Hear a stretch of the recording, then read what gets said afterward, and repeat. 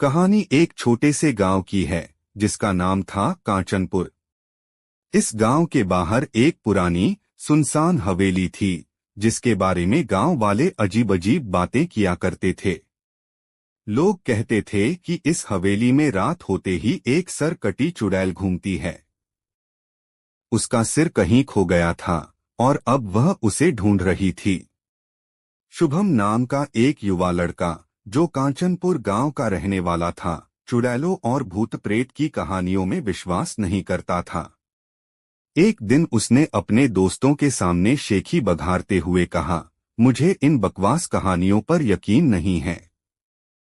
मैं खुद उस हवेली में जाऊंगा और उस तथाकथित सर कटी चुड़ैल को ढूंढूंगा। दोस्तों ने उसे मना किया, लेकिन शुभम जिद पर अड़ा रहा। उसने तय कर लिया कि आज रात वह उस हवेली में जाकर सच का पता लगाएगा। रात का समय था, हवाओं में अजीब सी ठंडक थी। शुभम ने अपनी टॉर्च और चाकू उठाया और हवेली की तरफ चल दिया। हवेली के बाहर का दृश्य बेहद भयानक था। टूटे हुए दरवाजे और जंग लगे लोहे के गेट से होकर शुभम अंदर घुसता है। हर कदम पर उसे अजीब सी आहट महसूस होती है, लेकिन वह खुद को मजबूत बनाए रखता है। जैसे ही शुभम दरवाजे को धक्का देता है, दरवाजा चरमराते हुए खुल जाता है। अंदर का सन्नाटा भयानक था। दीवारों पर लगे पुराने चित्र शुभम को घूरते हुए महसूस होते हैं, जैसे वे जिंदा हों। शुभम हवेली के अंदर धीरे धीरे कदम बढ़ाता है। अचानक उसकी नजर एक पुराने दर्पण पर पड़ती है जिस पर खून के धब्बे होते हैं। वह जब पास जाकर उसे छूने की कोशिश करता है तो उसे अचानक ऐसा लगता है जैसे कोई उसके पीछे खड़ा हो। वह तेजी से मुड़ता है, लेकिन वहां कोई नहीं होता। शुभम का दिल तेजी से धड़कने लगता है, लेकिन वह आगे बढ़ने का फैसला करता है। जैसे ही शुभम दर्पण से दूर होता है, दर्पण में एक परछाई दिखाई देती है, एक बिना सिर वाली औरत की परछाई जो धीरे धीरे उसकी तरफ बढ़ रही थी। शुभम को इसका एहसास नहीं होता, लेकिन कुछ अजीब जरूर महसूस होता है। शुभम पुरानी और जर्जर सीढ़ियों की ओर बढ़ता है। सीढ़ियों पर कदम रखते ही एक अजीब सी आवाज गूंजती है, जैसे कोई उस पर निगाह रख रहा हो। अचानक उसे एक अजीब सा गुनगुनाहट सुनाई देती है, जैसे कोई उसके कानों के पास आकर कुछ बड़बड़ा रहा हो।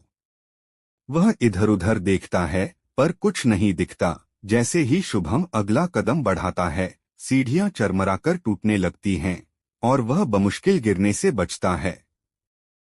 उसकी सांसें तेज हो जाती हैं, लेकिन वह खुद को संभालता है और ऊपर की मंजिल की ओर बढ़ता है।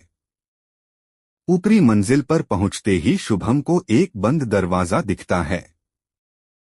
वह दरवाजे को खोलने की कोशिश करता है, लेकिन दरवाजा जाम होता है। अचानक दरवाजे के पीछे से उसे एक औरत की धीमी हंसी सुनाई देती है। वह धीरे धीरे दरवाजा खोलने में कामयाब हो जाता है और अंदर प्रवेश करता है। कमरे में धुंध फैली होती है और चारों ओर अजीब सी ठंडक होती है। जैसे ही शुभम कमरे के बीच में पहुंचता है, उसके सामने अचानक से एक परछाई उभरती है, एक बिना सिर वाली औरत की, जो धीरे धीरे उसकी तरफ बढ़ रही होती है। शुभम अब समझ चुका था कि यह वही सर कटी चुड़ैल है जिसके बारे में गांव वाले बातें करते थे।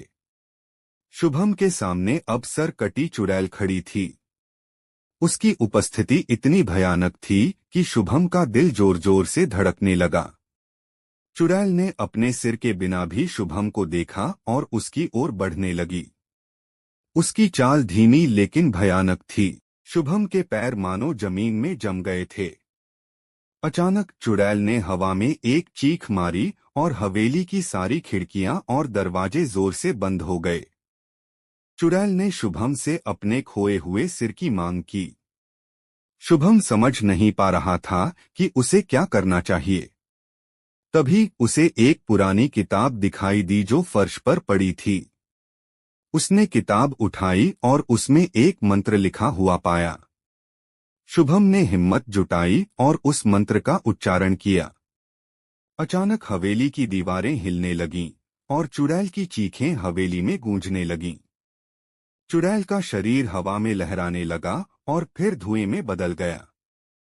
हवेली अब शांत थी, लेकिन शुभम जानता था कि वह इस अनुभव को कभी नहीं भूल पाएगा। शुभम किसी तरह हवेली से बाहर निकल आता है। गांव लौटकर उसने दोस्तों को पूरी कहानी सुनाई। उसके बाद किसी ने फिर कभी उस हवेली के अंदर जाने की हिम्मत नहीं की।